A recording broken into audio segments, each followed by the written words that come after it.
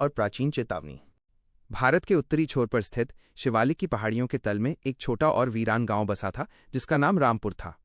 गांव की पहचान उसके पास फैले विशाल अथाह जंगल से थी, जिसे भय और श्रद्धा के मिश्रण से कालिया वन कहा जाता था।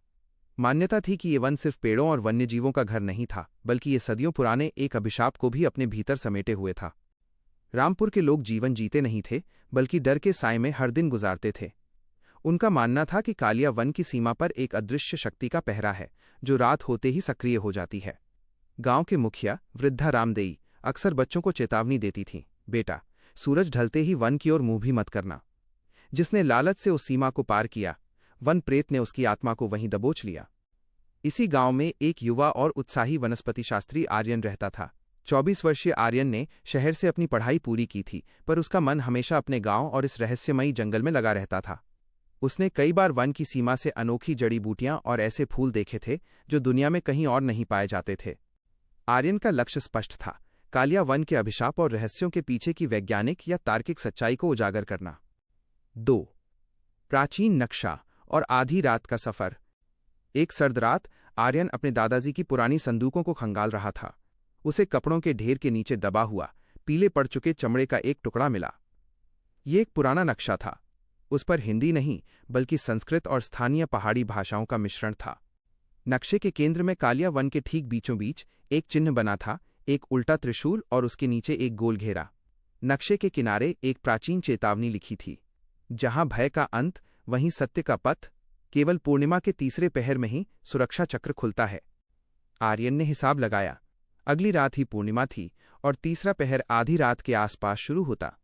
उसने अपनी सबसे भरोसेमंद साथी, एक अनुभवी ट्रैकर और जड़ी बूटी विशेषज्ञ मीरा को तैयार किया।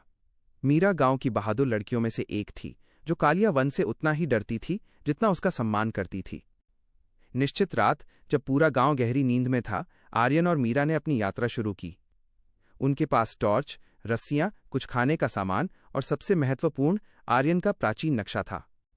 3. भ्रम और मोह की परीक्षा। जैसे ही उन्होंने वन की सीमा पार की, हवा का तापमान अचानक गिर गया। आर्यन की टॉर्च की रोशनी में भी पेड़ों की आकृति विकृत और भयानक लग रही थी। हर टहनी एक हाथ सी प्रतीत हो रही थी, जो उन्हें पीछे खींचना चाहती थी। थोड़ी दूर चलने पर मीरा अचानक रुक गई। आर्यन, देखो, मेरा घर, मैं यहीं भटक गई हूं, मुझे वापस जाना है। मीरा की आवाज में घबराहट थी। आर्यन ने देखा कि मीरा को जिस जगह पर उसका घर दिख रहा था, वहां केवल चट्टानें और झाड़ियां थीं। मीरा, रुको, ये भ्रम है। यह वन प्रेत का काम नहीं, यह वन का सुरक्षा तंत्र है। इसे हमें डराना है ताकि हम लौट जाएं, आर्यन ने चिल्लाकर कहा। नक्शे पर लिखी चेतावनी याद कर आर्यन ने मीरा का हाथ कसकर पकड़ा और उसे आगे खींच लिया। जैसे ही वे उस स्थान से गुजरे, मीरा की आंखों से भ्रम की परत हटी। वो कांपते हुए बोली, यह इतना वास्तविक था, जैसे मेरा पूरा परिवार मुझे बुला रहा हो। वे जैसे जैसे आगे बढ़ते गए, जंगल और भी घना होता गया। अब उन्हें आवाजें सुनाई देने लगीं, कभी बच्चों के रोने की, तो कभी किसी प्राचीन भाषा में मंत्रों का जाप। अचानक एक जगह नक्शा चमक उठा। ठीक उसी क्षण आसमान में चांद अपनी पूरी ऊंचाई पर था। पूर्णिमा का तीसरा पहर शुरू हो चुका था। IV रहस्य का पर्दाफाश। सुरक्षा चक्र।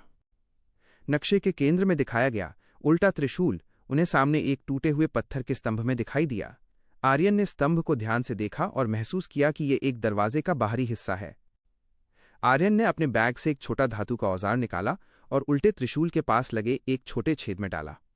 दरवाजा भयानक आवाज के साथ जमीन के नीचे धंस गया और एक संकरी काली सुरंग सामने आई। यही वो सुरक्षा चक्र है जिसकी बात नक्शे में की गई थी, आर्यन फुसफुसाया। वे टॉर्च की रोशनी में सुरंग से नीचे उतरे। सुरंग के अंत में एक विशाल, गोलाकार, भूमिगत कक्ष था। कक्ष की दीवारों पर प्राचीन चित्र बने थे, जो किसी ऋषि या महात्मा के तपस्या करने के दृश्य को दर्शा रहे थे। कक्ष के बीचों बीच गोल घेरे में एक अद्भुत दृश्य था। जमीन से एक चमकदार स्फटिक शिला निकल रही थी, जिससे एक धीमी नीली रोशनी पूरे कक्ष में फैल रही थी। स्फटिक शिला के पास एक पत्थर की वेदी पर एक खुली हुई ताड़पत्र की पोथी रखी थी। आर्यन ने कांपते हाथों से पोथी उठाई और पढ़ने लगा। वो प्राचीन लिपि अब उसे स्पष्ट लग रही थी। अभिशाप का सत्य। पोथी में लिखा था कि ये स्थान सदियों पहले एक महान आयुर्वेद विशेषज्ञ ऋषि कालिया का आश्रम था। ऋषि ने इस फटिक शिला की ऊर्जा का उपयोग करके ऐसी जड़ी बूटियां विकसित की थीं जो किसी भी रोग को ठीक कर सकती थीं। पोथी में आगे लिखा था, जब लालची और स्वार्थी शासकों ने इस शक्ति को छीनना चाहा तो ऋषि कालिया ने अपनी तपस्या की अंतिम ऊर्जा से इस वन के चारों ओर एक मानसिक भ्रम का चक्र स्थापित कर दिया। यह चक्र केवल उन लोगों को अंदर आने देता था जिनका मन शुद्ध और उद्देश्य ज्ञान प्राप्त करना हो, न कि धन या शक्ति। बाकियों के लिए ये वन उनके अपने डर और लालच को भयानक रूप देकर उन्हें भटकाता रहता है। यही वन प्रेत है।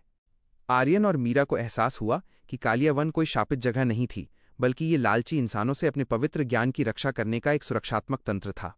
गांव वालों का डर और वन प्रेत की कहानियां उन लोगों की थीं जो यहां लालच से घुसे और अपने ही मन के भयों में फंसकर रह गए। सुबह होने से ठीक पहले आर्यन और मीरा पोथी को वहीं छोड़कर सुरंग से वापस ऊपर आए। सूर्य की पहली किरणें कालिया वन को छू रही थीं और अब वो डरावना नहीं बल्कि जागृत और शांत लग रहा था। जब वे वापस गांव पहुंचे तो उन्होंने गांव वालों को जंगल का वैज्ञानिक रहस्य तो नहीं बताया, पर उन्होंने इतना जरूर कहा कि कालिया वन अपने भीतर के डर से लड़ने वालों को कभी नुकसान